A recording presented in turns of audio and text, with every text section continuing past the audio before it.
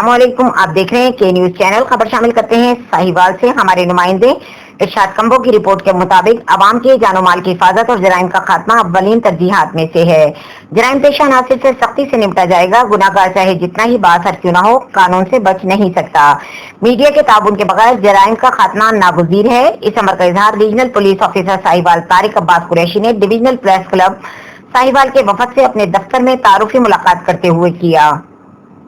وفد کی قیادت ڈویژنل صدر پیر سید امطراز شاہ کر رہے تھے۔ اس موقع پر A D G I Rana Iftikhar Ahmad, P S O 2 R P O inspector Muhammad Ahmad Raza Shah, صدر پریس کلب ہڑپا سینئر صحافی Nazir Mateen, P S O information secretary press club Malik Dilawar Sultan Dhakku, legal adviser Rana Abdul Hakim Khan, advocate senior نائب صدر رانا بابر، نائب صدر میاں شبیر احمد چٹھا، نائب صدر چودھری خالد، فائنانس سیکرٹری مہر حسن عبداللہ، ڈاکٹر غلام مستقیم، زاہد علی حسن نقوی، شکیل شاہ، سہیل اقبال، حارث گیلانی، ملک اسلم کھوکر، محمد کاشف، ریاض احمد، ملک زہیب، عبدالرؤف، محمد طارق سمیت دیگر فاضل صحافی بھی موجود تھے۔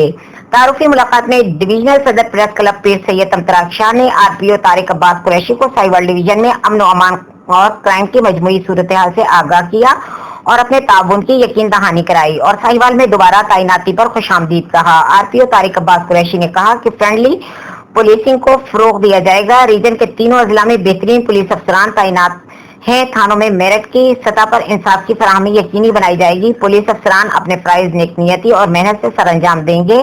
انہوں نے مزید کہا کہ جرائم پر قابو پانے کے لیے سزائیں بہت ضروری ہیں۔